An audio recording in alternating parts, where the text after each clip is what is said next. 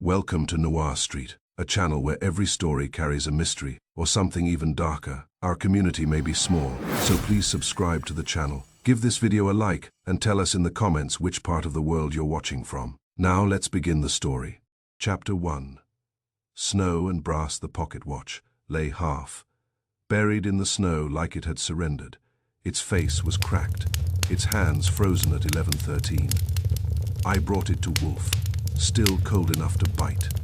He studied it once and said the thing that stuck. That is not the time of death, Archie. That is the time of betrayal. He said it the way he said most things. Calm, certain, and irritatingly final. Without lifting his bulk from the red leather chair or glancing toward the window, where New York was busy pretending winter was temporary. The brownstone on West 35th Street held its ground against the cold as it always did. Brick and dignity stacked one atop the other, with me acting as courier between the frozen outside world and Nero Wolfe's perfectly regulated interior. I stood there with snow still clinging to my coat cuffs, the chill crawling up my wrists, thinking that when Wolfe made a pronouncement like that, it was usually wise to ask how he knew before he explained it anyway. And the basis for that poetic distinction, I asked. Because if that's betrayal, I'd like to know who got stabbed in the back with a timepiece. Wolfe's eyes, yellow, brown, and alert, despite the hour, flicked up to me for exactly 1 second. Because the watch was stopped by force, not by damage alone. The crack in the crystal is incidental. The mainspring was arrested deliberately. Someone wanted the time fixed. I sighed and peeled off my gloves, slapping them against my palm to wake my fingers. You know, most people just leave fingerprints. Most people, Wolfe said, are inept. He extended a finger the size of a respectable sausage and nudged the watch where it lay on the corner of his desk. A scrap of snow melting into the blotter and spreading like a small, guilty stain. I had found it that morning in Bryant Park, beneath a drift that had been trampled and refrozen by 1,000 impatient shoes. The watch had weight to it, real brass, not plated. And the sort of engraved back that suggested it had once been a gift, perhaps from someone who had thought permanence was a good idea. Wolfe leaned back and closed his eyes. I knew better than to interrupt when he did that. The man could sit motionless for 5 minutes, and then ask a question that cracked the day in half. While he thought, I took in the familiar scene. The desk, immaculate. The bookcases, intimidating. The orchids, invisible but implied upstairs, like a benevolent tyranny, and the faint, comforting odor of last night's cooking, still lingering in the air. Fritz had outdone himself with a veal dish, and Wolfe had been unusually silent through it, which in hindsight should have warned me that trouble was warming up its engines. Where did you find it? Wolfe asked, without opening his eyes. In the park, I said. Under snow, near the east path, not far from the skating rink. I didn't trip over a body, if that's what you're wondering. That is exactly what I was wondering, Wolfe said. And also why you were in Bryant Park at that hour. I grinned. Fresh air, exercise, a touching belief in my own virtue. Also a man named Harold Finch. That got his eyes open again. The building contractor. Building contractor, I corrected. Finch and Crow dissolved last year. He's now a private citizen with a talent for being careful. He called me yesterday afternoon, said he had information worth money, insisted on a meeting this morning. Public place, early. When I got there, I got snow and silence. No Finch, just this. Wolfe's lips compressed. He disliked wasted time more than cold weather, which was saying something. Did he specify the information? Only that it involved his former partners and something he called a misunderstanding with consequences. He used those words, which is usually a bad sign. He also asked twice whether we were discreet, which is another. Wolfe nodded once. Indeed, and Mr. Finch did not appear. No, I said, but someone else did.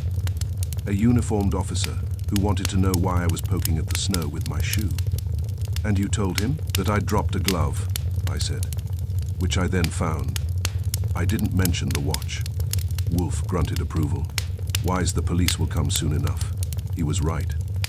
They always did in New York.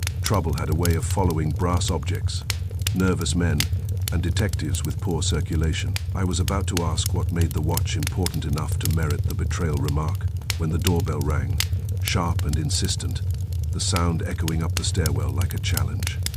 Wolfe frowned. "That will be the police," he said, "or someone worse." It was Inspector Kramer, which in Wolfe's book counted as both. Kramer filled the doorway with wool coat, red face, and the sort of authority that came from being right, often enough to be dangerous. He stomped snow onto the rug and scowled at me. "You look too comfortable, Goodwin," he said. "That makes me suspicious."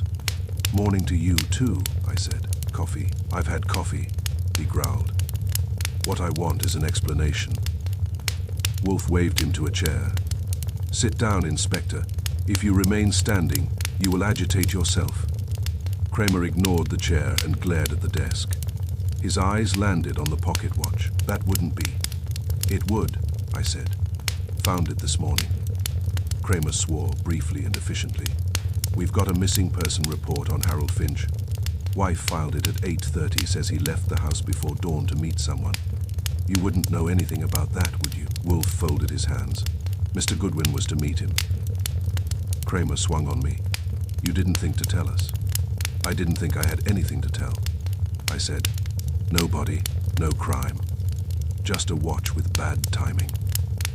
Kramer snorted. "You always have something, Archie. That's what bothers me."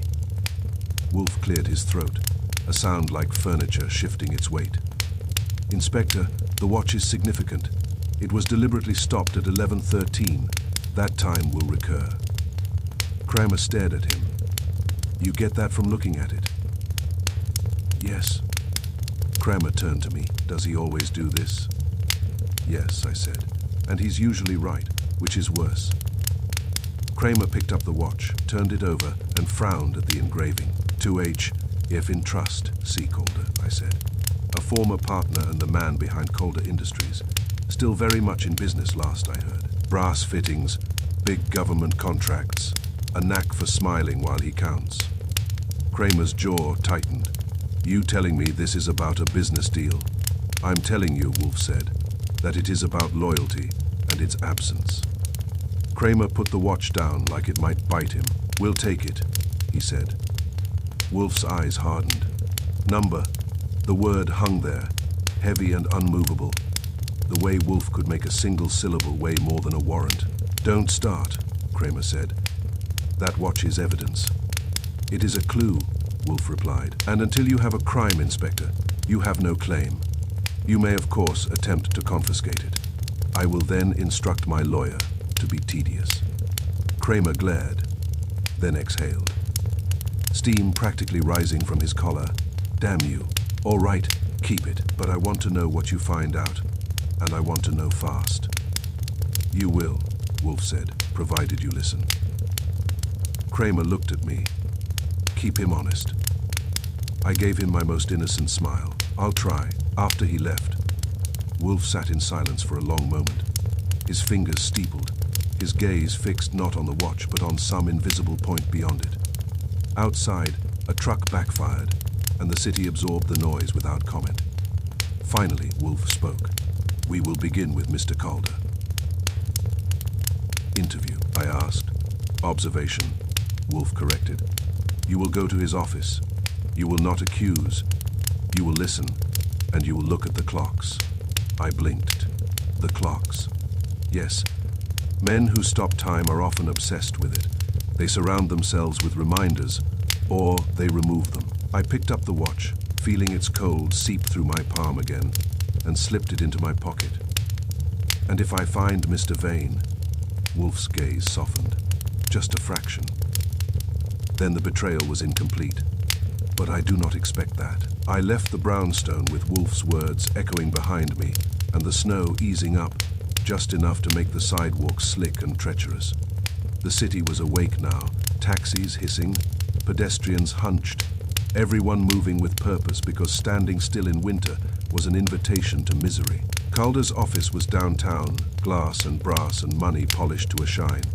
I took the subway, watched my reflection blur in the window, and wondered what kind of man stopped a watch and thought he could stop the consequences. Calder Industries occupied 3 floors downtown, while its warehouses and subsidiaries did the real work and smelled faintly of metal and confidence. The receptionist had the kind of smile that came with a salary, and the clocks on the wall. Yes, clocks, plural, were synchronized to the second. I noted that. I also noted that one of them read 11:13, permanently frozen, decorative, an antique mounted for effect. Calder himself was a tall man with careful hair and eyes that missed nothing. He shook my hand and asked how he could help. I told him I was looking for Harold Finch. His smile didn't falter, but something behind it did.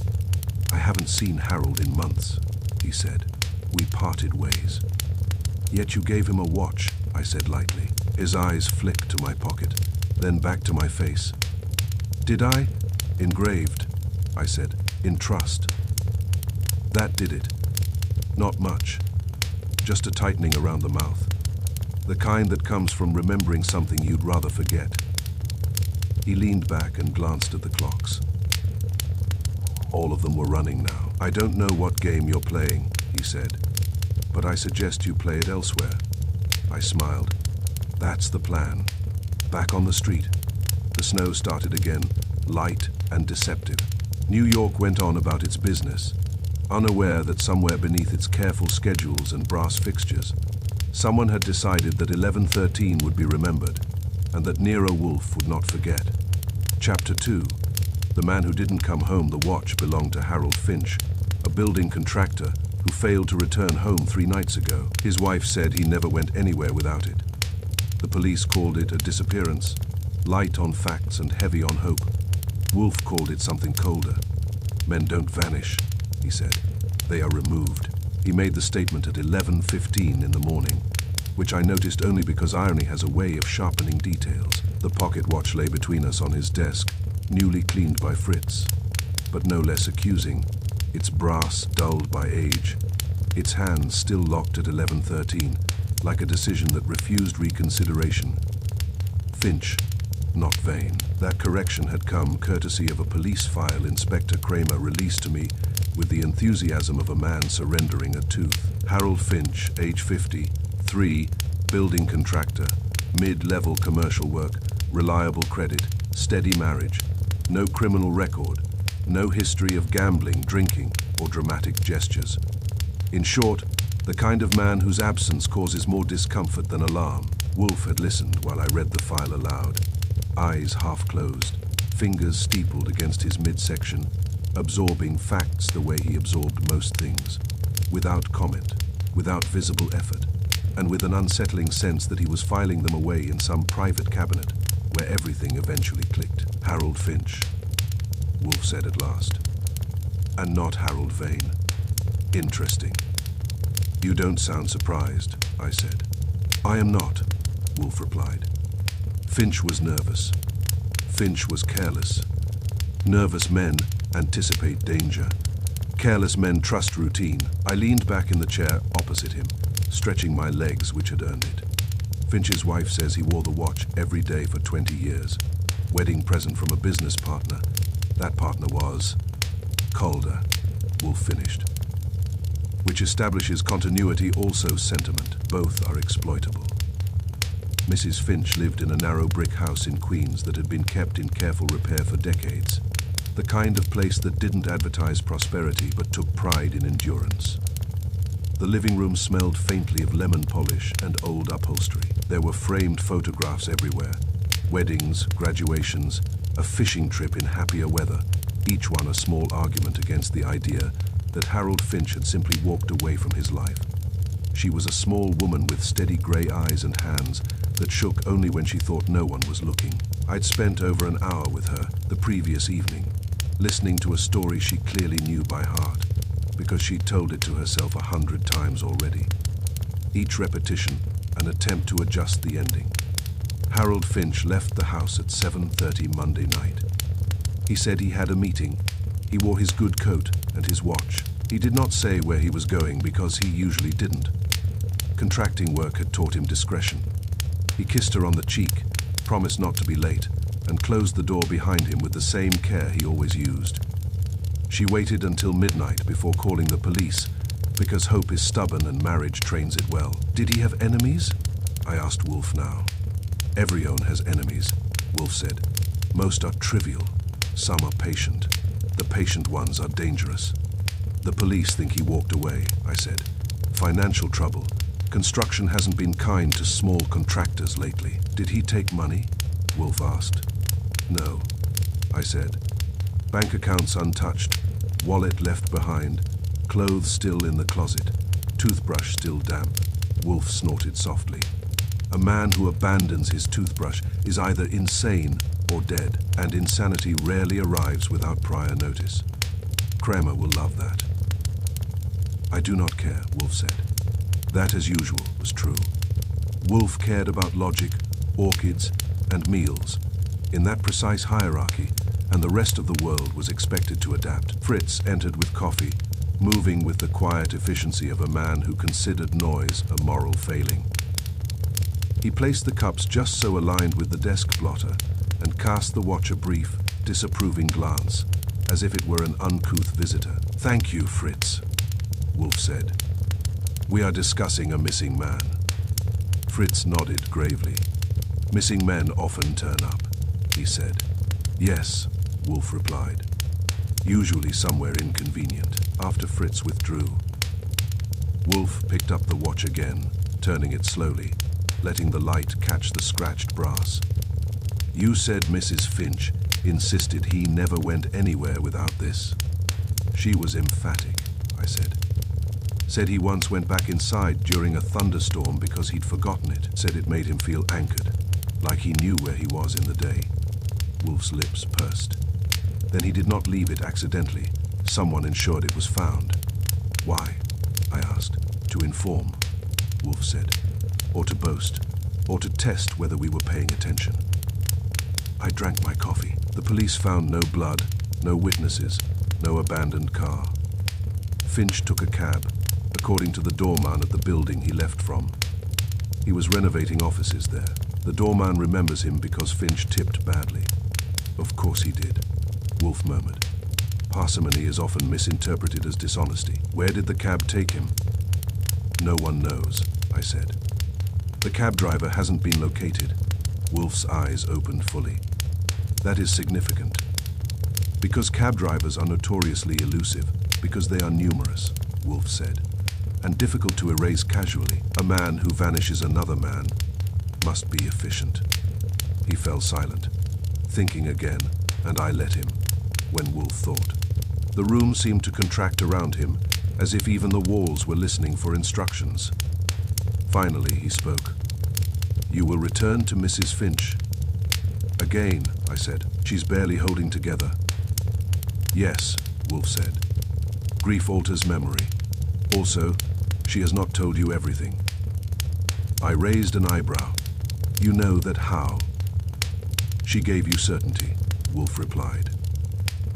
People who are entirely forthcoming do not offer it. They offer confusion. The second visit was harder.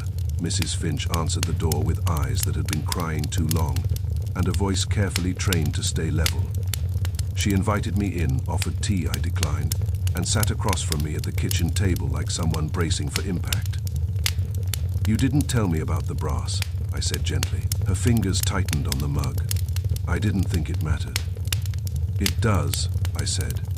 Finch had a dispute with Calder Industries last year, over materials, over billing. She nodded slowly. Harold said they were cheating, substituting cheaper alloys. He said it could get someone killed if a load-bearing fixture failed. And he pursued it. He talked about it, she said. He said he had proof. He said if he made noise, they'd try to silence him. Did he make noise? I asked. She hesitated, then stood and crossed the room to a drawer. When she returned, she carried a folder, worn thin at the edges. Inside were invoices, specifications, correspondence, and a photograph of a cracked brass fitting stamped with Calder's mark. I didn't give this to the police, she said. Harold said if anything happened to him, I should talk to a man named Wolfe. I blinked. You knew Wolfe? I knew of him, she said. Harold said he was expensive, stubborn, and honest. He said that combination was rare. He examined it slowly, methodically, the faintest hint of satisfaction tugging at his mouth. Good, he said. Very good. This establishes motive. It also establishes fear. For murder, I said. For removal, Wolfe corrected. The distinction matters. Murder is an end. Removal is a process. Inspector Kramer was unimpressed. He listened, scowled, flipped through the papers and sighed. No body, no crime, he said. You know that. I know it is nonsense, Wolfe replied calmly. But it is your nonsense. Kramer leaned on the desk. You think Calder did it. I think Calder arranged it, Wolfe said, which is not the same thing. Who carried it out then? Kramer demanded. Wolfe smiled thinly. That is what we will discover. Men like Calder do not soil their own hands. That afternoon I went back to the renovation site Finch had left from. It was quiet. Dust frozen mid-air. The kind of silence that amplifies footsteps. The doorman remembered Finch, remembered the cab, remembered the time. About 11, he said. A little after. 11 what? I pressed. He frowned. 13. Maybe. I remember because I was watching the clock. I was due for a break. I returned to the brownstone with that detail, and Wolfe nodded, as if confirming something already arranged in his mind. 11:13, he said. Consistency is comforting. To murderers too, I asked. Especially to murderers, Wolfe replied. They cling to details when control is important to them. Outside, night settled over the city, heavy and indifferent. Somewhere in New York, Harold Finch was not coming home, and somewhere else, someone had decided that a watch stopped at 11:13 would be the first message, and not the last. Chapter 3, 11:13. I retraced Finch's last known steps through streets that smelled of coal smoke and old regret. A bartender remembered Finch, checking his watch at exactly 11:13 before stepping outside. The man looked nervous, like someone waiting for permission to be afraid. That was when Wolfe's word, betrayal, started making noise. New York in winter preserves moods the way ice preserves bodies. Nothing rots quickly, and nothing is ever truly forgotten. Finch's trail led me south and west from the renovation site, through blocks where the snow had been stomped into gray submission, and the streetlights gave everything a jaundiced, apologetic glow. These were not streets where accidents happened easily. These were streets where intentions arrived early and stayed late. Wolfe had sent me out with instructions precise enough to be irritating. Do not seek drama, he had said. Seek repetition. Men who design events depend upon ritual. They cannot help themselves. So I ignored the obvious places where panic might have driven Finch and followed the places habit would have taken him instead. Contractors like Finch lived on routine. Routine made chaos tolerable. When routine broke, men panic leaves marks. I checked 3 diners, 2 coffee counters, and a bar that smelled of bleach and boiled cabbage before I found the one that mattered. It sat narrow and stubborn on 9th Avenue, squeezed between a closed tailor shop and a warehouse door that hadn't opened since the war. The sign above the bar was chipped. The windows steamed opaque, and the floorboards inside creaked with the confidence of age. The bartender was a thick-armed man in his late 50s, with a face permanently arranged into a shape that discouraged unnecessary questions. He had the look of someone who remembered more than he admitted and had learned to survive by rationing it. He came in alone, the bartender said, polishing a glass with a towel that had long ago surrendered the fight. Didn't want conversation. What time? I asked. Little after 11. I waited. Silence works better than pressure. The bartender exhaled through his nose. 11:13. I know because he checked his watch, held it up close, like it was arguing with him. That was my cue. Arguing how? Like it was telling him he was late. The bartender said, or early, hard to say. He looked nervous, not drunk nervous, waiting nervous. Like a man who'd agreed to something he couldn't undo. Did he drink? 1 rye, didn't finish it. That alone should have been suspicious, I said. The bartender gave a humorless smile. He wasn't here to relax. Did he say anything? No, the bartender said. But when he stood up, he checked the watch again, right at 11:13. Then he went outside. And that was it. Anion waiting, I asked. The bartender shrugged. Snow was coming down. Street was quiet. Could have been someone. Could have been nobody. That's the thing about quiet. It hides people. Outside the bar, the sidewalk sloped toward the curb, slick and uneven. Across the street was a recessed doorway, dark enough to swallow a man whole if he stood still. I crossed over and stood there, letting the street assemble itself the way Wolfe always insisted it would. Slowly, stubbornly, with details that refused to line up until you stopped forcing them. Finch checks his watch at 11:13. He leaves a drink untouched. He steps into the cold. He either meets someone or is intercepted by someone. Either way, he does not return. That wasn't panic behavior.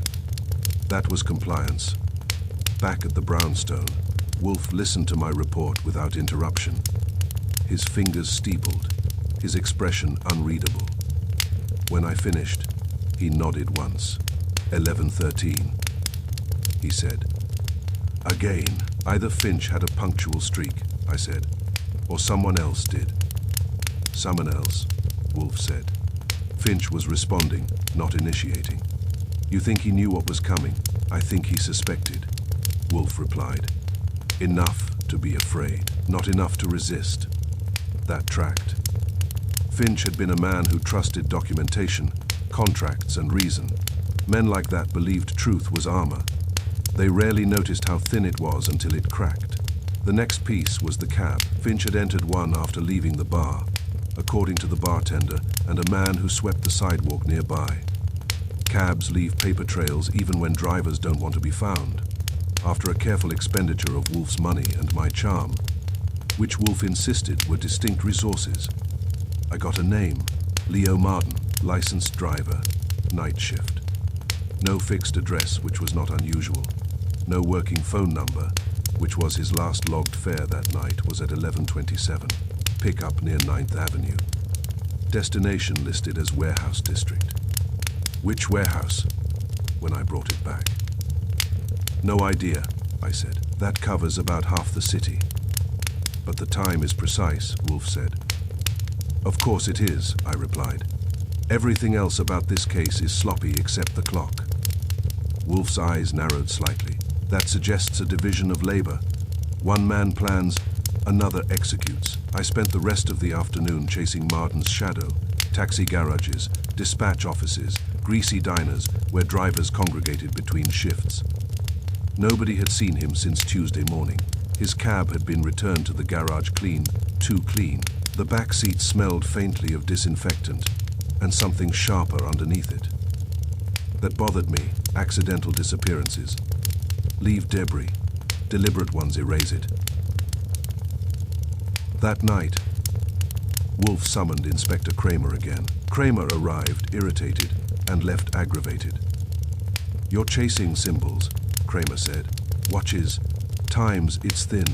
I am chasing behavior, Wolfe replied. Symbols are merely the residue. You still don't have a body. No, Wolfe said. But I have a schedule, and schedules are confessions waiting to be overheard. Kramer snorted. You think Calder's behind it? I think Calder authorized it, Wolfe said calmly, but he did not design it. Someone else chose 11:13. Why that time? Kramer demanded. Because it mattered to Finch, Wolfe said. And because it mattered to the man who betrayed him. After Kramer left, Wolfe turned to me. Return to the bar tomorrow. Speak again to the bartender. Why? I asked. Because Finch wanted the time remembered, Wolfe said. He ensured it was noticed. Why would he do that? Because he knew, Wolfe said quietly. He knew when the betrayal would be complete, and he wanted it marked. That night, sleep came slowly. 11:13 echoed in my head, no longer just a time but a message. Finch hadn't been checking his watch to reassure himself. He'd been counting down. By morning, Wolfe's word had settled into place. Betrayal wasn't what happened to Finch. It was what Finch had finally recognized. 13 minutes too late. Chapter 4. The silent partner Finch had a business partner named Samuel Crow. Clean suit, dull eyes, sharp smile. Crow said Finch left after a disagreement. Nothing unusual. His office clock was 5 minutes fast. Wolfe noted that without comment, which meant it mattered plenty. Crow didn't wear a watch. Samuel Crow's office occupied the 15th floor of a building that had been remodeled. So often it had forgotten what it used to be.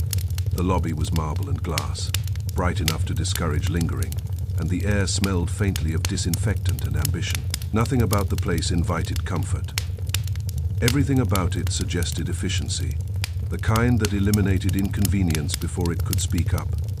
The receptionist announced me with a smile trained to deflect curiosity, that told me Crow had anticipated inquiries, if not my specific face. Men who expect trouble rarely look surprised when it arrives. They just adjust the furniture. Crow rose when I entered. He was tall and narrow, built like a man who'd grown up careful with food and careless with people. His charcoal suit was tailored precisely, the cuffs ending where they should, the crease sharp enough to suggest planning. His handshake was firm but brief, like a contract clause. "Mr. Goodwin," he said, "I understand you're asking questions about Harold Finch." "That's right," I said. "You were partners." "Former partners," Crow corrected smoothly. "Finch and Crow dissolved last year amicably." "Most things do," I said. At first, his smile sharpened a fraction. Business arrangements evolve. "So do resentments," I said. Crow gestured to a chair, and I sat. His office was spare but expensive. Glass desk, leather chairs. One abstract painting that cost more than my car and conveyed less. No personal photographs, no clutter. No reminders that life extended beyond scheduled appointments. Behind him, mounted on the wall like a quiet authority, was a brushed steel clock. Minimalist face, black numerals, no second hand. I glanced at it automatically. It read 10:42. My watch read 10:37. Crow noticed my glance instantly. He had the reflexes of a man who tracked reactions for sport. "It runs fast," he said lightly. "I like to stay ahead." "Of time?" I asked. "Of people," he replied. That answer had been rehearsed. It told me Crow liked sounding clever more than he liked sounding honest. We sat. He folded his hands on the desk, fingers interlaced, posture relaxed but alert. Crow was prepared to wait out any storm provided it obeyed his timetable. "You last saw Finch Monday night?" I said. "Yes." "What time?" "About 11. "About," I repeated. Crow shrugged. "I don't make a habit of tracking minutes." That was interesting, considering the clock's prominence. "What was the nature of the meeting?" I asked. "He arrived unannounced," Crow said. "Agitated, accusatory." "About Calder Industries," I said. There it was. The flicker, just once. Too fast to be fear, too sharp to be coincidence. "He was obsessed," Crow said. "Convinced they were substituting inferior alloys. He believed it was dangerous." "And you?" I asked. "I believed," Crow said carefully, "that it was no longer our concern." Finch refused to accept that. "Did he have proof?" I asked. Crow smiled, but this time it didn't reach his eyes. Harold believed paperwork was power. He underestimated how often it's ignored. "What exactly happened?" I asked. "We argued," Crow said. "I told him to let it go. He accused me of complicity. I told him he was mistaken. He left at 11:13. I asked casually, as if the number meant nothing. Crow blinked just once, a small thing, but Wolfe had taught me to treasure small things. "I didn't check the time," Crow said. "But your clock would have told you," I said. "It's fast." He leaned back, irritation surfacing at last. "Is this relevant, Mr. Goodwin?" "Everything is," I said, eventually. Crow rose smoothly, the interview ending, because he decided it had. "I've answered your questions. One more," I said. "Do you wear a watch?" The question hit harder than it should have. Crow glanced down at his bare wrist, then back at me, his expression carefully neutral. "No," he said. "I don't like them." "Why not?" "Too restrictive," he replied. "I prefer flexibility." I thanked him and left, riding the elevator down with the quiet satisfaction that something essential had just been exposed. Crow was careful enough to believe he'd hidden the truth inside his precision. Back at the brownstone, Wolfe listened to my report in silence, eyes half lidded, fingers steepled against his midsection. He did not interrupt once. When I finished, he nodded. 5 minutes fast, he murmured. "And no watch," I added. "Yes," Wolfe said. "That combination is instructive." "Explain," I said. "Crow does not wish to experience time," Wolfe replied. "He wishes to impose it. He controls clocks, not himself." Finch trusted Crow. Trust allows instruction to masquerade as advice. "That explains the argument," I said, "and why Finch left alone." "Exactly," Wolfe replied. Crow isolated him. Calder handled the logistics. Another man executed the act. Inspector Kramer arrived that afternoon with his usual talent for filling the room with impatience. "You're circling Crow now," he said. "I don't have a thing on him." "You will," Wolfe said calmly. "He's clean," Kramer snapped. "No record, no shady friends, solid reputation." "Which is rarely accidental," Wolfe said. "Men who orchestrate crime cultivate invisibility." Kramer scowled. "You're building theories out of clocks." "No," Wolfe said. "I am assembling a mechanism." Crow's clock was fast. Calder's clocks were synchronized. Finch's watch was exact. 11:13 had to occur in alignment across multiple locations. "You're saying Crow coordinated it," Kramer said. "I am saying Crow ensured Finch's compliance," Wolfe replied. "He made Finch feel late. Men like Finch respond to that pressure." "And Crow didn't wear a watch," I said. "Because he had already decided," Wolfe said. "Time for him was a tool, not a reminder." After Kramer left, Wolfe ate dinner in thoughtful silence. Fritz served roast duck and said nothing, sensing correctly that Wolfe's mind was elsewhere. Later, Wolfe summoned me again. "Crow's clock was 5 minutes fast," Wolfe said. "Yes, when Finch checked his watch at 11:13, Wolfe continued. "Crow's clock would have read 11:18. Finch would believe he was already behind." "And panic," I said. "No," Wolfe corrected. "Compliance Finch would step outside without protest, eager to correct an imbalance Crow had created." I leaned back as the picture sharpened. Crow hadn't pushed Finch. He'd scheduled him.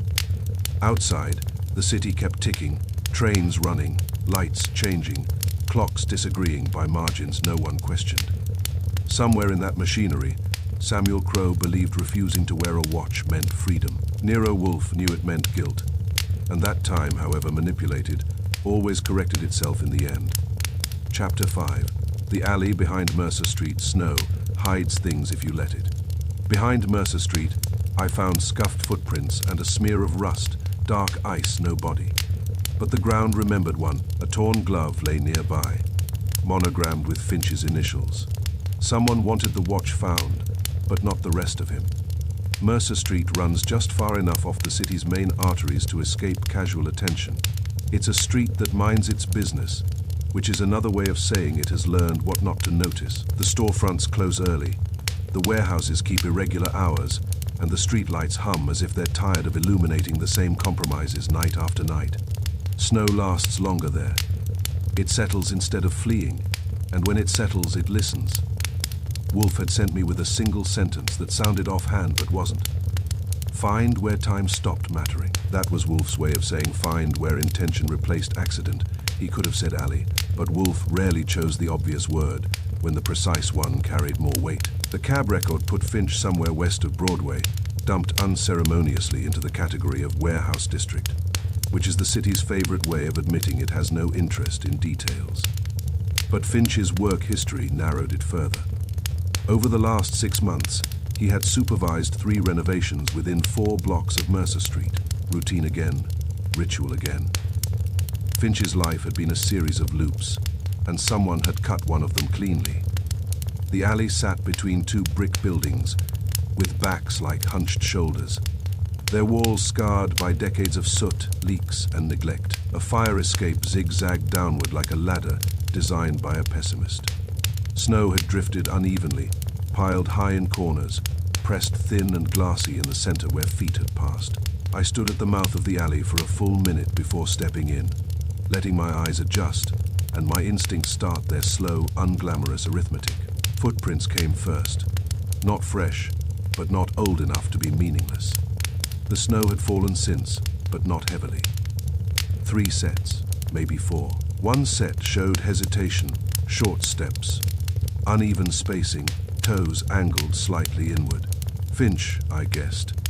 A man reluctant to be where he was, but convinced he had to be there. Anyway, the other prints were firmer, deeper, purposeful. Shoes chosen for traction, men who didn't expect to slip. Halfway down the alley, the snow changed color. Not red. Not anymore.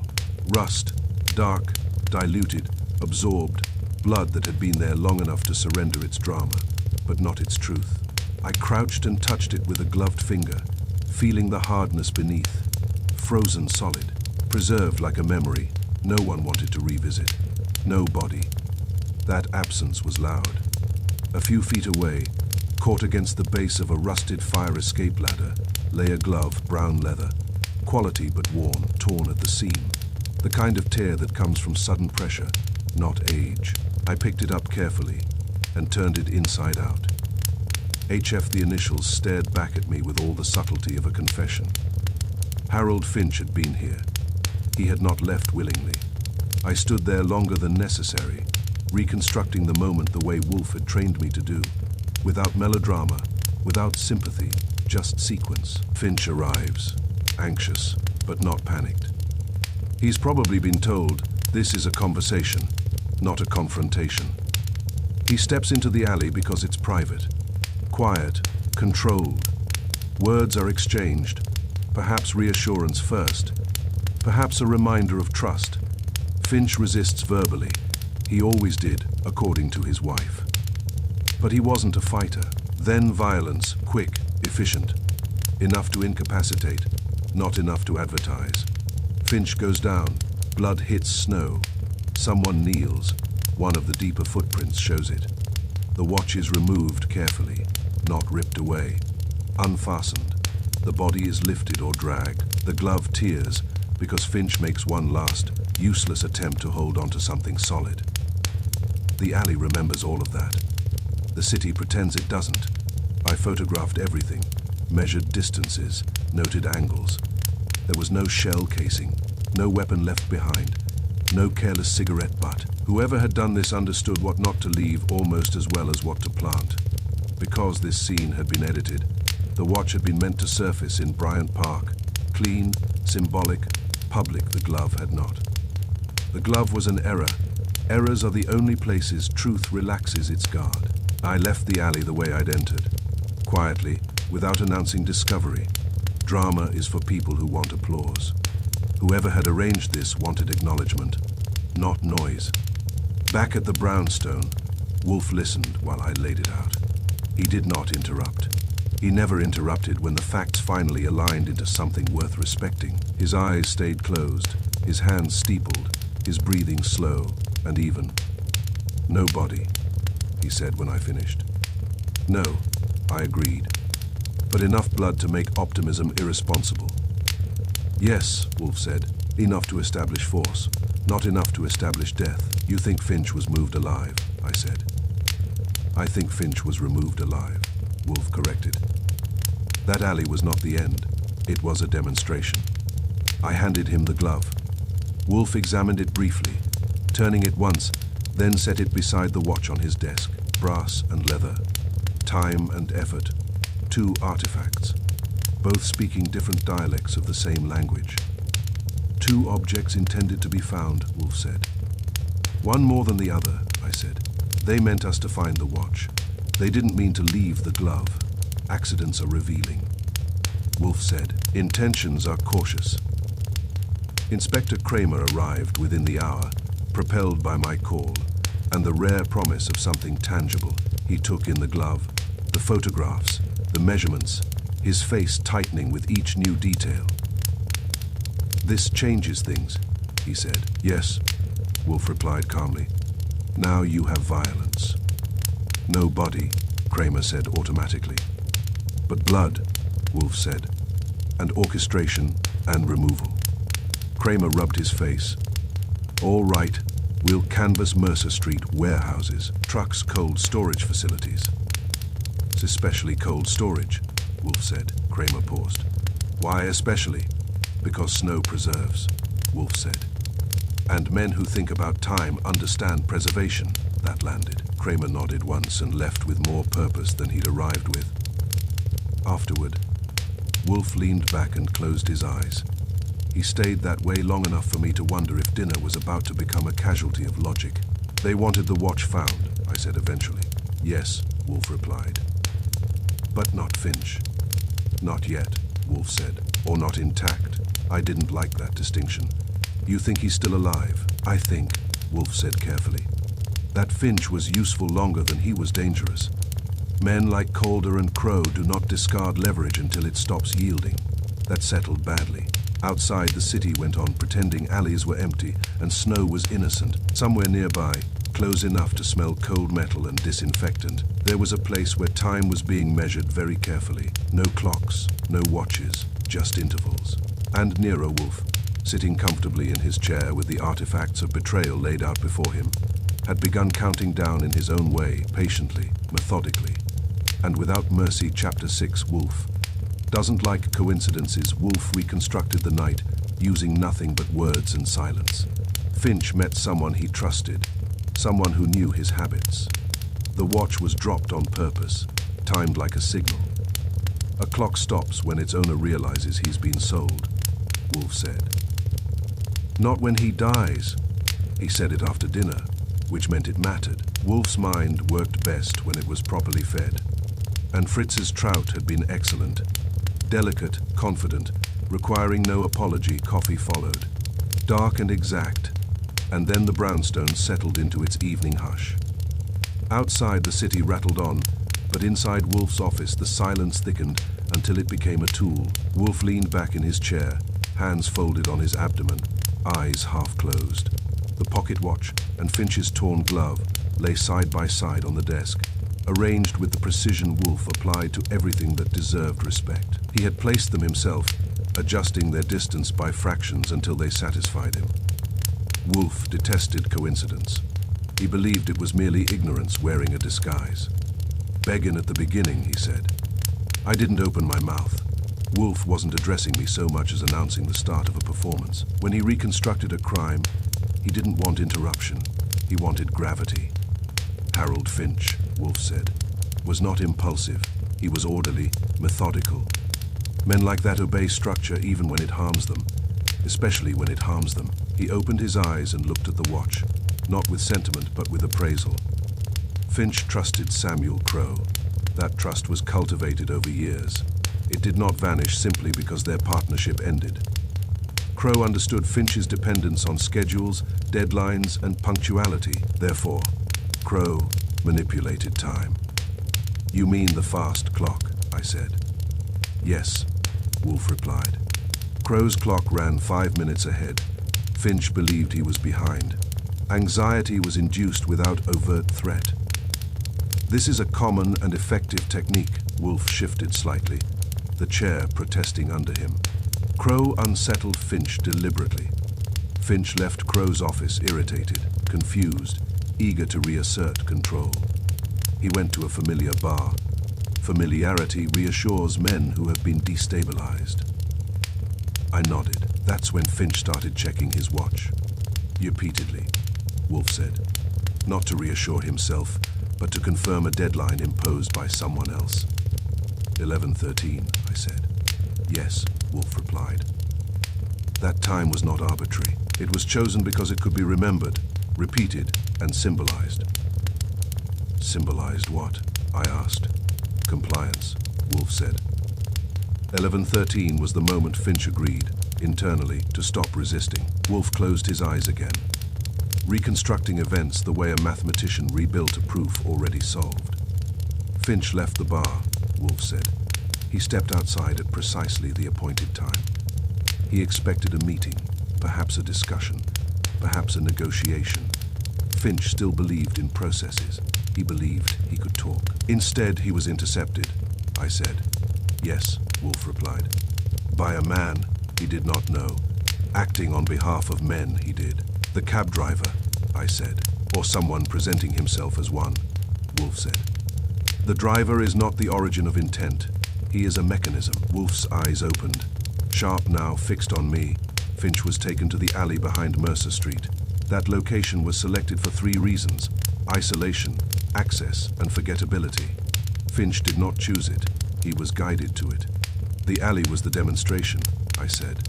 Yes, Wolfe replied. Violence sufficient to compel obedience, insufficient to end usefulness. Wolfe reached out and touched the watch lightly with one finger.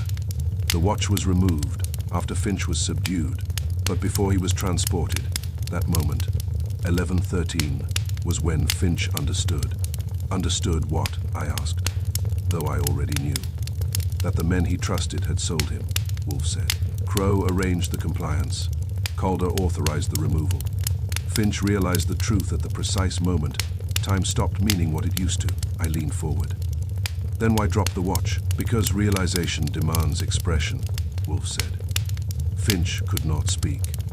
He could not write. But he could arrange a message. The watch was that message. You think Finch planned it, I said. I think Finch adapted, Wolfe corrected. Quickly, desperately, he understood he would not be allowed to vanish without trace. So he ensured one trace survived. That takes nerve, I said. Finch was brave, Wolfe said simply. Late, but brave. I thought about the torn glove, the frozen blood, the careful absence of a body. So Finch cooperated at first. Yes, Wolfe said. He believed cooperation might preserve his life. And then he resisted, I said. Yes, Wolfe replied. When he realized cooperation would only prolong his usefulness, not guarantee his survival. At 11:13, I said. At 11:13, Wolfe agreed. The silence settled again, deeper now. Outside, a car horn sounded briefly, then vanished. You think Finch is still alive, I said. For the moment, Wolfe said. Calder is pragmatic. Crow is patient. Finch represents danger, but also leverage. Men like that do not discard leverage prematurely. And the cab driver? I asked. Wolfe's expression hardened. Expendable, but inconveniently so. That's why he disappeared. I said. Yes, Wolfe replied. But he will reappear. Men like Calder make mistakes when they believe their systems are flawless. The doorbell rang, sharp and insistent. Inspector Kramer arrived carrying cold air and agitation. His coat dusted with snow and his expression unusually tight. You were right, he said without ceremony. Wolfe inclined his head slightly. I often am. Kramer ignored that. We canvassed Mercer Street, found a refrigerated truck, manifest logged at 11:45 that night. Pickup from an alley off Mercer. Destination, a Calder-owned cold storage facility in Long Island City. That's efficient, I said. Too efficient, Kramer replied. Driver says he was filling in, didn't ask questions, picked up a package. Wolfe's eyes brightened faintly. Alive or dead? Alive, Kramer said, complaining. According to the driver, told him to shut up. Wolfe nodded once, as anticipated. Kramer glanced at the watch. You still think Finch arranged for this to be found? Yes, Wolfe said. With assistance, the watch was meant to travel. Why Bryant Park? Kramer asked. Visibility without ownership, Wolfe replied. Public, neutral, anonymous. Finch wanted discovery without implication.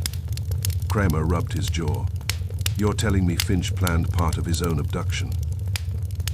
I am telling you Finch adapted to betrayal, Wolfe said. Imperfectly, but intelligently. Kramer exhaled. What now? Now, Wolfe said. We apply pressure. On Calder. And Crow, Wolfe said, separately, simultaneously. Time matters. Kramer snorted. Of course it does. After Kramer left, Wolfe turned to me, his expression thoughtful but resolved. You will go to Crow again, he said. He won't talk, I said. He will, Wolfe replied. Men who believe time is under their control panic when it accelerates. And Calder? I asked. I will invite him here, Wolfe said. He enjoys the illusion of control. I will offer him a stage. I smiled thinly. The office gathering. Yes, Wolfe said, but not yet. First, we tightened the clock. He picked up the watch, weighed it in his hand, then placed it precisely at the center of his desk. Remember this, Archie, Wolfe said. A clock does not stop at death. Death is merely an ending. A clock stops at recognition.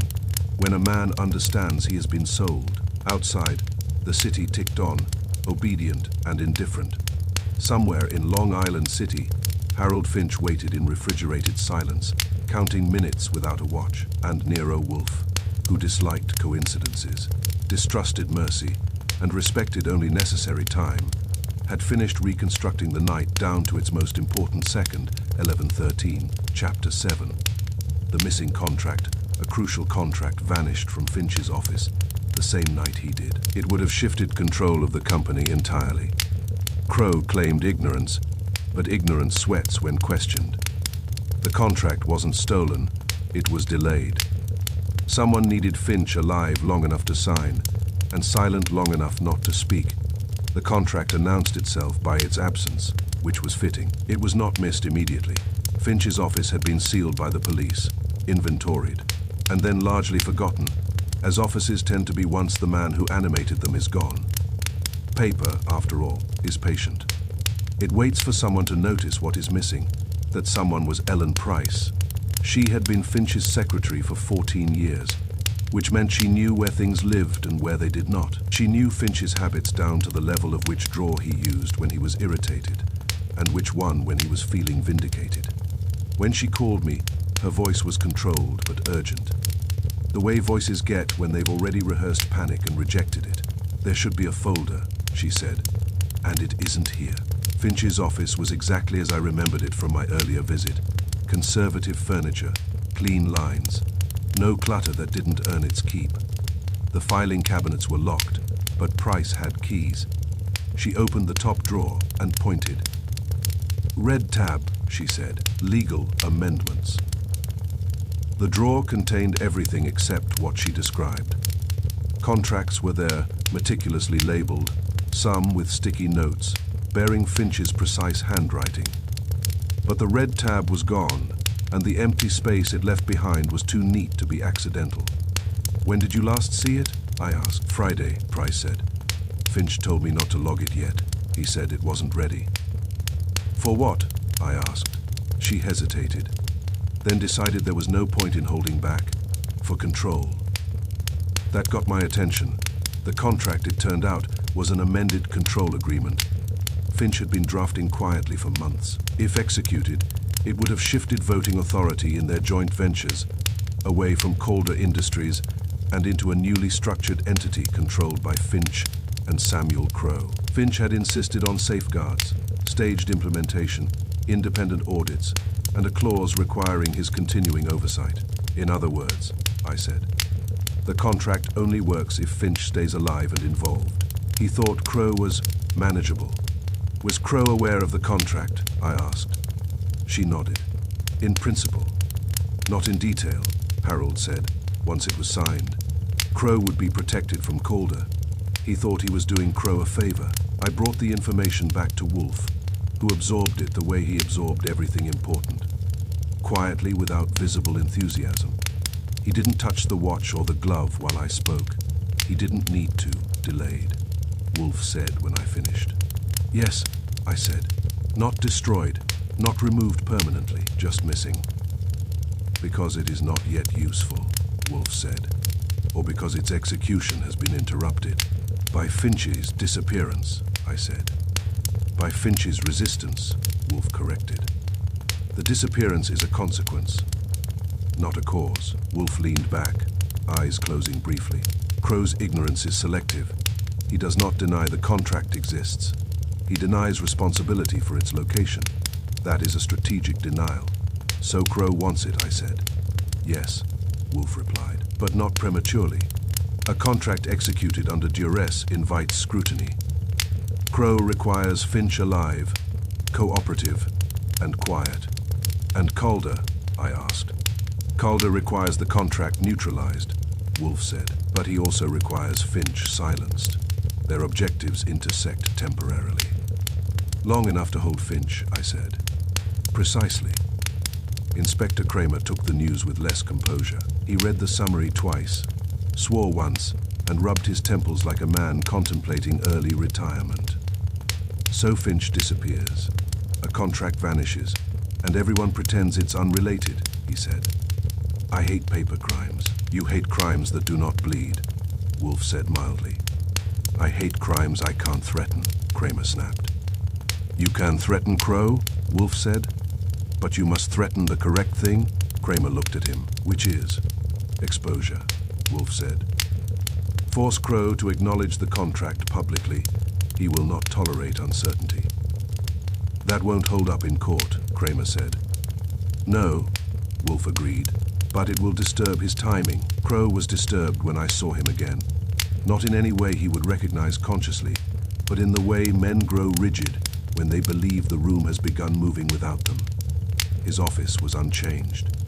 The clock was still 5 minutes fast, but his smile arrived late and stayed too long. You're persistent, he said. I'm paid to be, I replied. You're chasing a ghost. No, I said. Paper. That was mistake number one. I don't know where it is, he said. That's ignorance, I said, and ignorance sweats. He stood, signaling the interview's end. This conversation is over.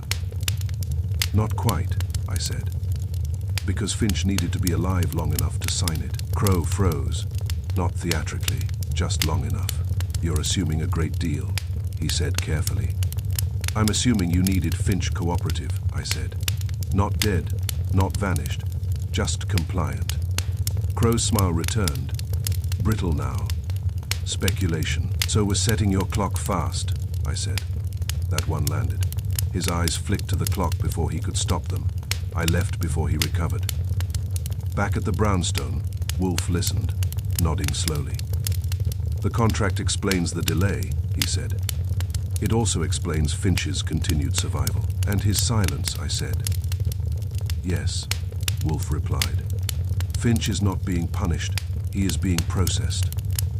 That's a comforting word, I said. It is an accurate one, Wolfe replied. Wolfe stood, a rare event, and aligned the watch, the glove, and a photocopy of the contract's index page on his desk. Crow believes time favors him, Wolfe said. Calder believes leverage favors him. Both are mistaken. Because Finch is alive, I said. And because Finch is stubborn, Wolfe said. Men like Finch do not sign away control quietly. Outside, the city continued measuring time in indifferent increments. Somewhere cold and hidden, Harold Finch was still needed, which meant he was still dangerous, and Nero Wolfe. Having identified the reason Finch had been spared, was ready to end the delay. Chapter 8. A second watch. I found another pocket watch in Crow's desk drawer. Newer, pristine, ticking smoothly. It had been repaired recently, at 11:14. The repair slip told the story without meaning to. Crow liked precision. Finch's watch didn't stop by accident. I hadn't gone to Samuel Crow's office looking for a watch.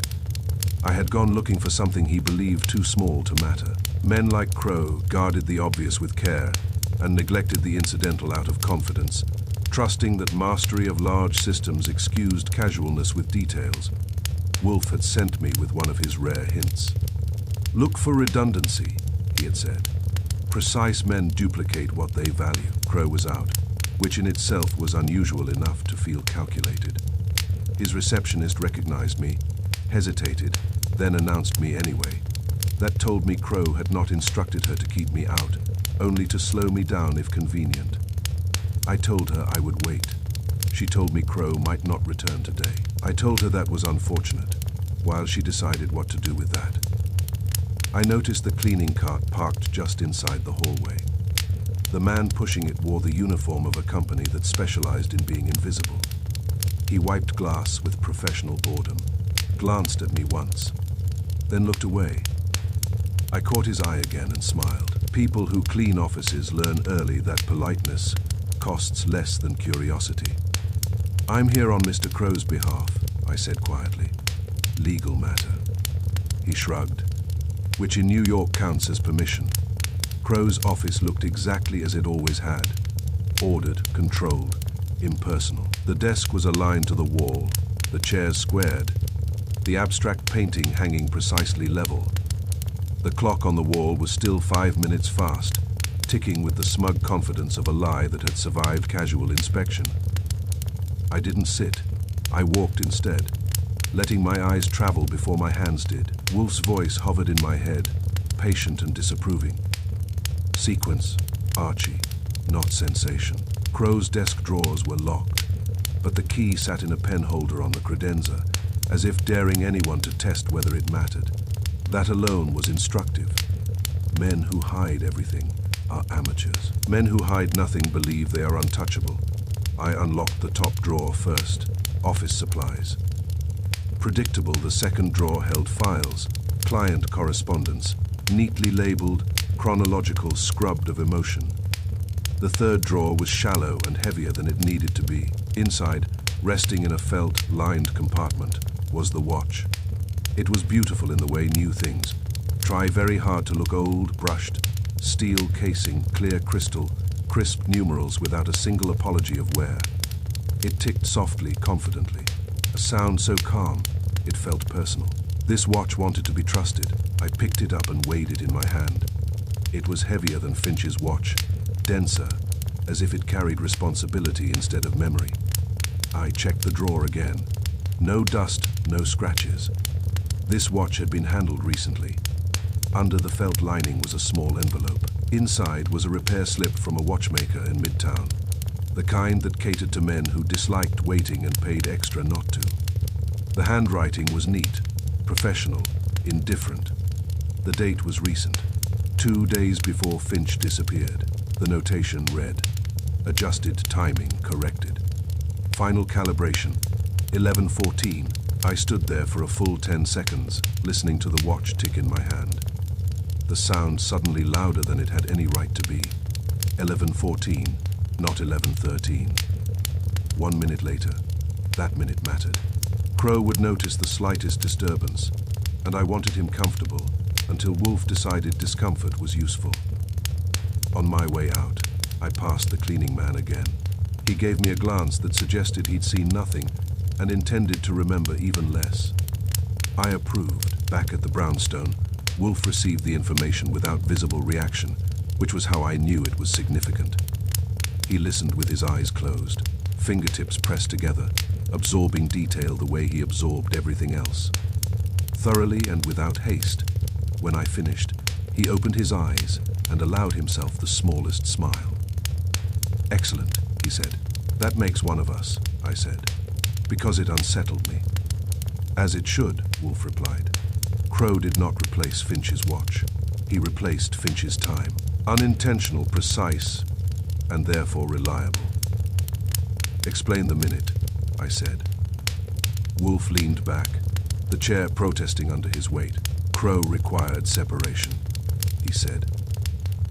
Finch's realization occurred at 11:13. That was the moment of betrayal. The instant Finch understood he had been sold. Crow's reassurance needed to follow immediately. The replacement watch begins at 11:14, continuity progression. A promise. A promise of what? I asked. Order, Wolfe said. Crow offers order in exchange for obedience. Chaos before, structure after. I considered that. So Finch's watch stops at realization. Crow's begins at compliance. Yes, Wolfe said. One ends. One begins. Crow enjoys symbolism when it flatters him. And he keeps the watch, I said. Why not give it to Finch? Because possession matters, Wolfe replied. Crow wishes proximity to control. He does not merely orchestrate events. He wants to hear them occur. That image lodged unpleasantly. You think he carries it. I think he consults it, Wolfe said, when he requires reassurance that events remain aligned. Inspector Kramer arrived later that afternoon, with the look of a man who'd been denied a conclusion too many times and was running out of patience. Wolfe laid out the second watch carefully, emphasizing the timing, the repair slip, the minutes separating 11:13 from 11:14. So Finch's watch stops at 11:13, Kramer said slowly. Crow's starts at 11:14. Yes, Wolfe said. The transition from victim to asset, Kramer scowled. That's thin. It is elegant, Wolfe replied. Thin things cut best. Kramer snorted. We found Finch. That stopped the room. Olive, Kramer added quickly. Exhausted, sedated, frightened. But alive, storage unit in Long Island City, leased through shell companies that scream Calder. Wolfe closed his eyes briefly. Relief was not something he displayed, but recognition was. Good, Wolfe said. Now the clock accelerates. What do you want?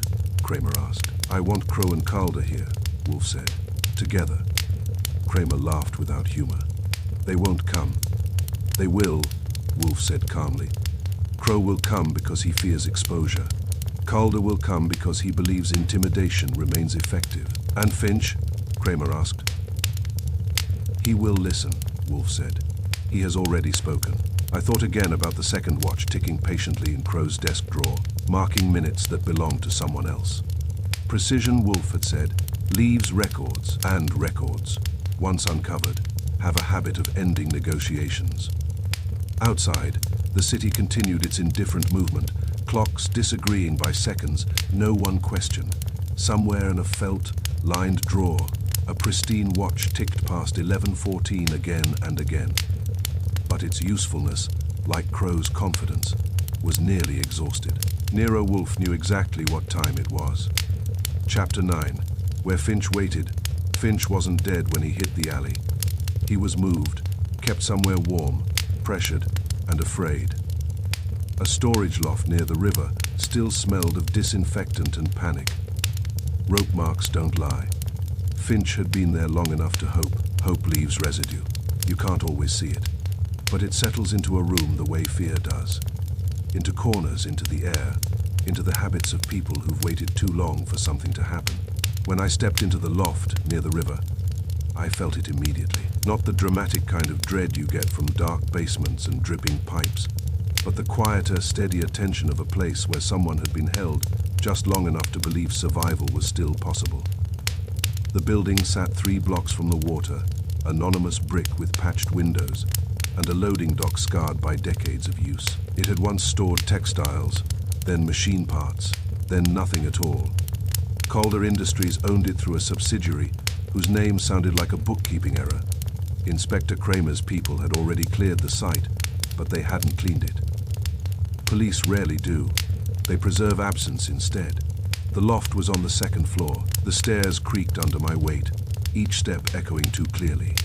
Inside, the space opened wide, bare floorboards, exposed beams, a single row of fluorescent lights, bolted to the ceiling. The lights were off now, but daylight filtered in through narrow windows, gray and tired from the river fog. The smell hit me first. Disinfectant, sharp and chemical, layered over something human and sour. Panic has a scent when it lingers. Sweat trapped in fabric, breath exhaled too fast for too long. Fear doesn't evaporate quickly. Kramer met me inside, hands on his hips, coat open, eyes scanning the room with the irritation of a man who disliked crimes that required imagination. Here, he said, pointing. The chair sat near the center of the room, plain wood, sturdy, not chosen for comfort. Rope lay coiled on the floor beside it, cut cleanly at one end, frayed at the other. The chair legs were scuffed where someone had struggled, not violently, not desperately, but persistently.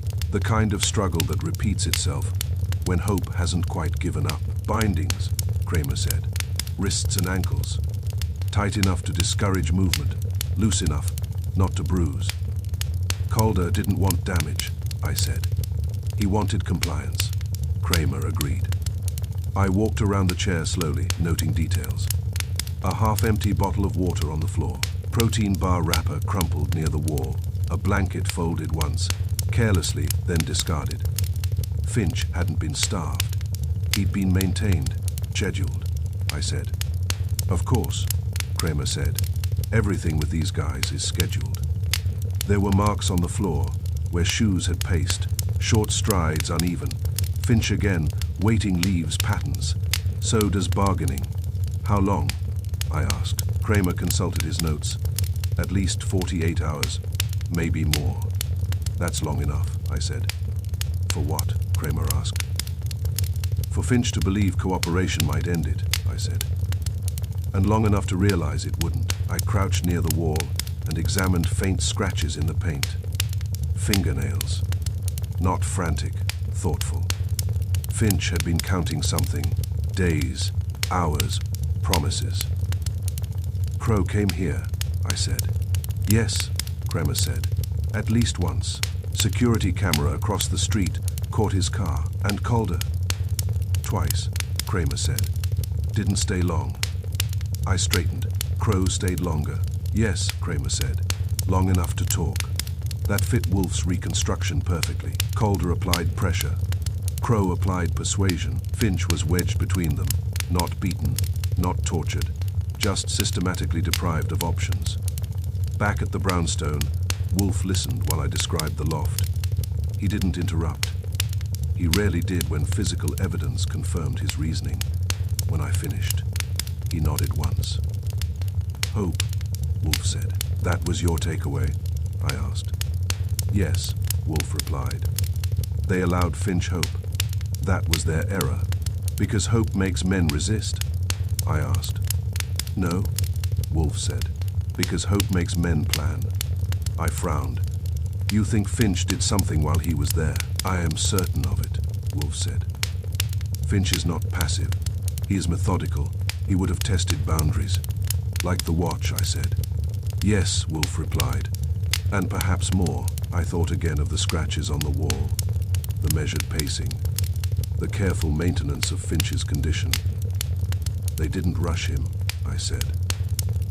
Which allowed him time, Wolfe said. Time is dangerous when given to the wrong man. Inspector Kramer arrived shortly after, bringing with him a folded sheet of paper and a look of reluctant admiration. You were right again, he said to Wolfe. That is becoming tedious, Wolfe replied. Kramer ignored that. Finch signed. Nothing. I leaned forward. Nothing. Nothing, Kramer said. We found the contract draft. Unsigned. Finch refused. Wolfe closed his eyes briefly. As expected. Kramer shook his head. They threatened him. Promised immunity. Promised ruin. Finch didn't budge. Because he had leverage, Wolfe said. What leverage? Kramer asked. Time, Wolfe said. And information. Kramer stared. You saying Finch outplayed them while tied to a chair? I am saying Finch used exactly what he had, Wolfe replied. Patience. The pieces slid into place with uncomfortable clarity. Finch hadn't been waiting passively. He'd been waiting strategically. He'd dropped the watch he'd resisted signing. He'd forced Crow and Calder to delay, and every delay increased the chance that something would go wrong. Like Wolfe. Where is Finch now? Wolfe asked. Hospital, Kramer said. Protective custody, shaken, but coherent. I will speak with him, Wolfe said. No, Kramer said. Doctor's orders. Wolfe's eyes hardened. Inspector, Finch's survival is not yet guaranteed. Crow and Calder will attempt to recover control. Kramer hesitated, then nodded. I'll arrange it, that night. I couldn't shake the image of the chair in the loft. The rope cut, not untied. Finch hadn't been released.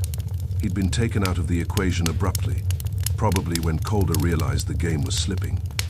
Hope had run out for the wrong people.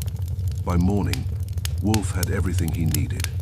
Finch was alive. The contract was unsigned. Crow had revealed his obsession with precision. Calder had revealed his impatience. Time, once their ally, had shifted sides. Wolfe sat in his chair, composed, certain, and faintly satisfied. "Tomorrow," he said. "We conclude this. How?" I asked. "The traditional way," Wolfe replied. "We gather the interested parties. We remove ambiguity, and we let logic do what fear could not." Outside, the river slid past the city, indifferent and eternal. Somewhere in a hospital room, Harold Finch slept under sedation, having waited long enough. And Nero Wolfe, who understood waiting better than most men understood action, was ready to end it. Chapter 10, The Betrayal Explained. Wolfe laid it out like a bill you couldn't argue with. Finch trusted Crow, met him at 11:13, and realized too late he was being forced out of his own life. The watch stopped when Finch understood the truth. Crow wanted ownership without witnesses. Wolfe always preferred afternoons for conclusions. Morning deductions were too tentative, evenings too dramatic. Late afternoon, when the light slanted in through the tall front windows of the brownstone and New York outside, slowed just enough to listen, suited him. Truth, Wolfe believed, should arrive when people were tired enough to be careless and alert enough to suffer. The office was arranged with deliberate precision. Wolfe's red leather chair anchored the room like a judge's bench. The desk was cleared except for 3 objects placed in exact alignment: Finch's broken watch, the torn glove, and the repair slip Wolfe had copied by hand. The chairs facing Wolfe were set at equal distance, a courtesy that was also a warning. I stood near the side table, notebook ready, posture relaxed, pulse steady. I'd seen enough of these gatherings to know that once Wolfe began, there would be no interruptions that mattered. Inspector Kramer arrived first, coat off, hat in hand, jaw set. He took a chair without comment, already resigned to paperwork that would outlast his patience. Calder arrived next, precisely on time, wearing a dark overcoat that looked expensive and defensive. He scanned the room, noted Wolfe's position, and chose his seat with a scowl that suggested he disliked rooms. He couldn't dominate. Samuel Crow arrived last. He was 3 minutes late. That alone would have been enough for Wolfe. Crow apologized smoothly, blamed traffic, and sat down with the ease of a man accustomed to resetting schedules. His wrist was bare, no watch. Wolfe regarded them all in silence for a full half-minute. It was not dramatic silence.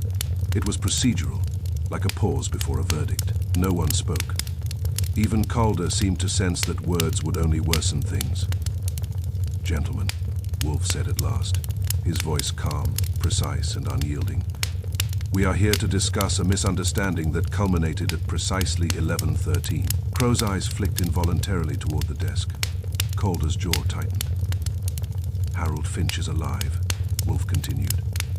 "He is recovering. He has been questioned, examined, and, most importantly, he has refused to protect either of you. What remains is explanation." Kramer leaned forward. "You'd better start listening." Wolfe inclined his head slightly and gestured toward the watch.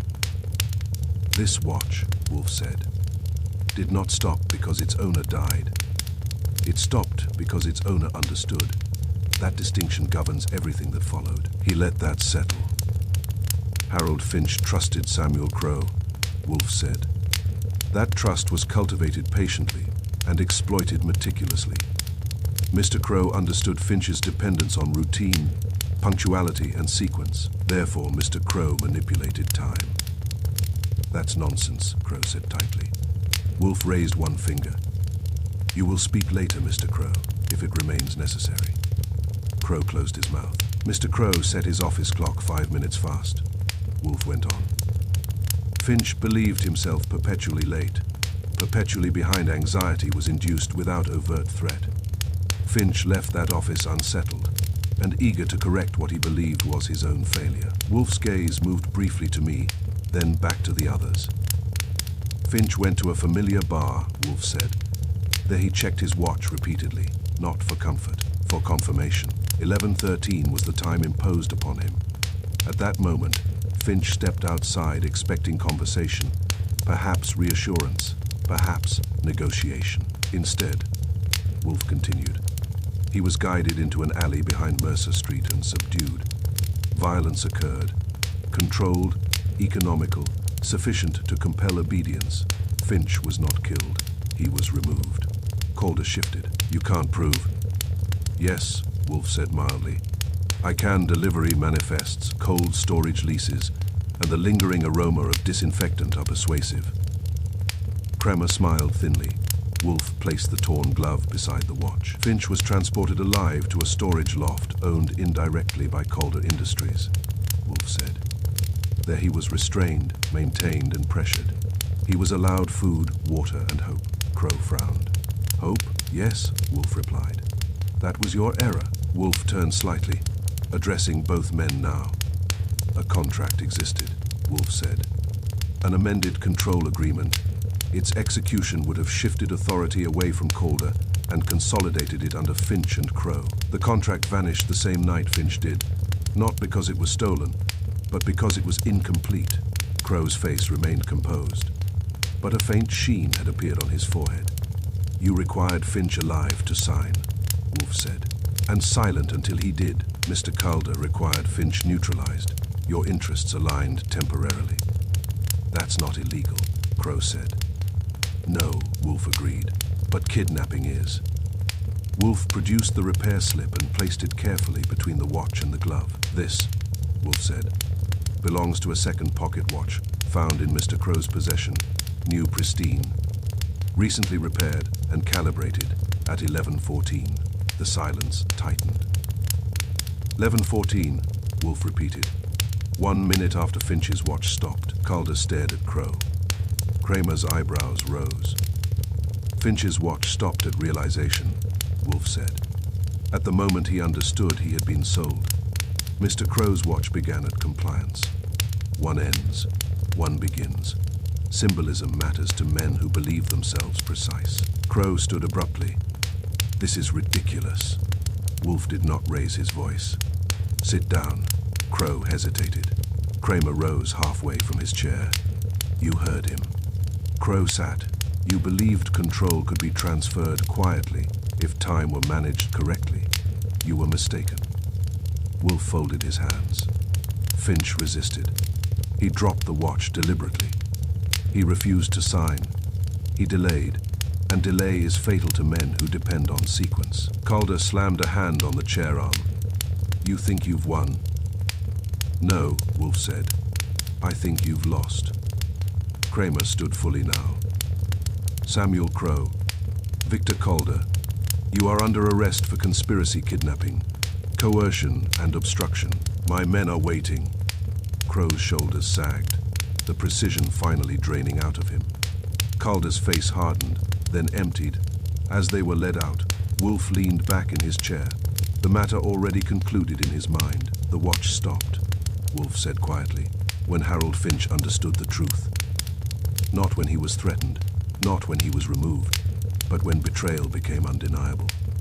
No one argued. Outside, the city went on measuring time in careless increments. Inside, time had finally told the truth. 11:13, chapter 11. 11:13 again. We found Finch alive, weak but breathing, dumped, when Crow thought the pressure had worked. Finch told us everything while staring at the broken watch in my hand. That moment, he said, was when I knew. Wolfe nodded once. He already knew, too. Harold Finch lay in a narrow hospital bed surrounded by machines that hummed softly and minded their own business. The room smelled of antiseptic and resignation, the kind of clean that never quite erases what came before it. Finch's skin had the color of paper handled too often, stretched tight over cheekbones that had learned the shape of fear. His hands were thin, but the fingers moved constantly, as if he were still counting minutes he no longer had to count. Men who have been forced to wait learn to pay attention to everything. Inspector Kramer stood at the foot of the bed with his arms folded, trying unsuccessfully to look like a man who saw this sort of thing every day. Wolfe sat beside the bed in a chair he had personally approved after rejecting 2 others on principle. I stood near the window, the broken pocket watch resting in my palm, its weight familiar now, like a truth you carried, because setting it down felt dishonest. Finch's eyes kept drifting to the watch. You recognize it, I said. He nodded slowly. I never stopped recognizing it. Even when it wasn't on me, I knew where it was. That's the funny thing about habits. They don't leave when you do. Wolfe said nothing. He waited. Wolfe always waited. Silence was his most reliable instrument, and Finch responded to it instinctively, the way a man responds to open air after being locked up. They told me it was temporary, Finch said at last, his voice rough but steady. Just until things were sorted out. They said signing would end it. They said everything would go back to normal. Who said that?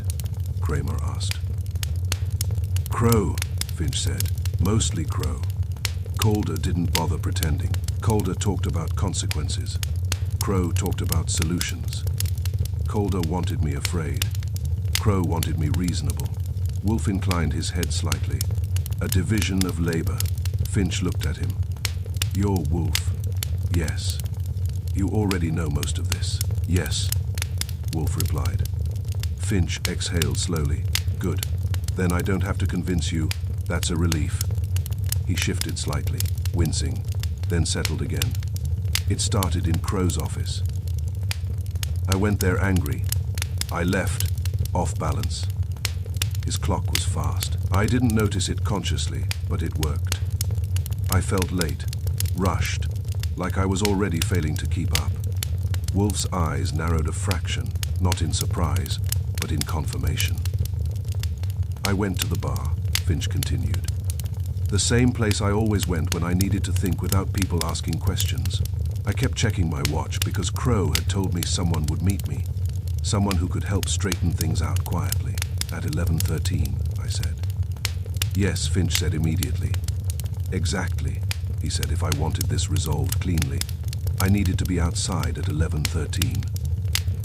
He said timing mattered more than words. His fingers tightened slightly on the blanket. I knew something was wrong. I didn't know what. But I trusted Crow, or maybe I trusted the years I'd already invested in him. And then, Kramer prompted. I stepped outside, Finch said. A man spoke to me, polite voice. Professional. He said there was a problem with my car. I followed him because it felt easier than stopping to think. His eyes closed briefly. The alley, the cold, the sound of my watch hitting the ground, that sound stuck with me.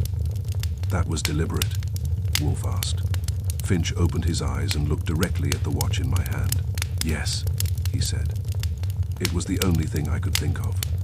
I knew if I disappeared completely, they'd win. No questions, no noise.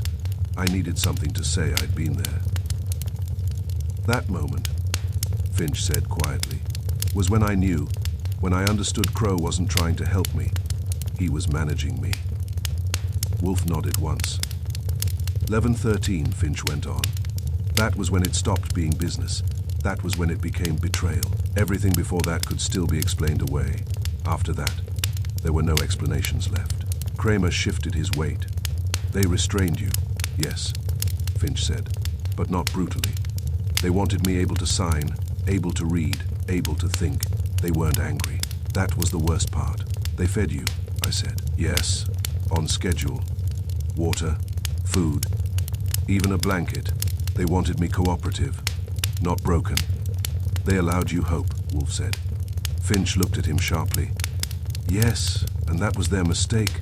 Hope gives you time, and time lets you plan. They showed you the contract, Wolfe asked. Yes, Finch said.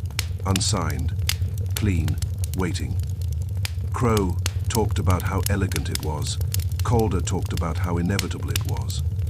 And you refused, Wolfe said. Yes, Finch replied. Because by then I understood what the signature meant. It wasn't control. It was erasure. He glanced again at the watch. Once you know something like that, you can't unknow it. You can pretend. You can delay, but you can't go back. The doctor cleared his throat gently, reminding us that Finch's strength was finite. Wolfe rose with effort, signaling the end. That will suffice, Wolfe said. You have done precisely what was required. Finch closed his eyes, relief finally visible in the slackening of his shoulders. Outside the room, Kramer let out a breath. I've seen tougher guys fold faster. Finch is not tough, Wolfe said. He is principled. That lasts longer. Back at the brownstone that evening. Wolfe sat in his chair while Fritz served dinner. He ate well. He always did when a case resolved without residue. Afterward, Wolfe regarded the broken watch one last time before handing it to me. You may keep it, Wolfe said. Sentimental, I asked. No, Wolfe replied. Instructional. It reminds one that time reveals more than it conceals. I slipped the watch into my pocket. Outside, New York went on arguing with itself about minutes and meaning. Somewhere, a clock struck 11 and passed it without ceremony. But 11:13 remained. It always would. Because that was the moment Harold Finch stopped believing in protection and started believing in truth. And that, as Nero Wolfe had known from the beginning, was the only time that ever mattered. Chapter 12. Time resumes Crow folded under evidence, and timing that wouldn't bend. Finch recovered, poorer in trust, but richer in survival. The watch was never fixed. Wolfe said some things shouldn't be outside. December moved on, uncaring as ever, and time, real time, kept ticking. Samuel Crow did not collapse theatrically. Men like Crow never do. There were no raised voices, no frantic bargaining, no sudden rush of confession in the hope that honesty might purchase mercy. He folded the way a precise mechanism fails when the tolerances finally give way. Quietly, internally, with a finality that needs no announcement. Inspector Kramer told me later that Crow listened to the formal recitation of charges with an expression of detached concentration, as though he were reviewing figures that had been wrong for some time and had only now been totaled correctly. Crow asked one question. It wasn't about leniency or procedure or who had spoken first. It was about time. When? He asked. Kramer told him. Crow nodded once. That was the end of it. Men who build their lives around sequence accept conclusions when sequence defeats them. Crow had trusted clocks, schedules, margins, and control. When all of those aligned against him, there was nothing left to negotiate. The second pocket watch, the pristine one, was placed on the interrogation table in front of him. It ticked softly, confidently, the sound of motion continuing without regard for consequence. Crow stared at it for several seconds, long enough to understand the symmetry. Finch's watch had stopped. His had not, one marked realization. The other marked denial. Crow did not touch it. He did not ask to hold it. He did not need to. That watch told him everything Finch's broken one had told us. Timing had betrayed him. Crow understood timing better than he ever understood people. Calder unraveled differently, and far less elegantly. He argued first, loudly, and at length, as though volume could intimidate logic into retreat. When that failed, he threatened, invoking lawyers, political connections, and consequences that sounded impressive only to men who had not yet heard themselves spoken aloud in a police station. When threats collapsed, he promised cooperation, money, silence, offering everything except responsibility. And when none of that worked, he resorted to outrage, followed by wounded dignity, followed by the brittle moral indignation men adopt when they have exhausted every other currency. None of it mattered. Calder had left too many trails. Paper trails, delivery manifests, shell corporations stacked like crates in a warehouse. No one bothered to inventory. He had believed leverage would outlast scrutiny.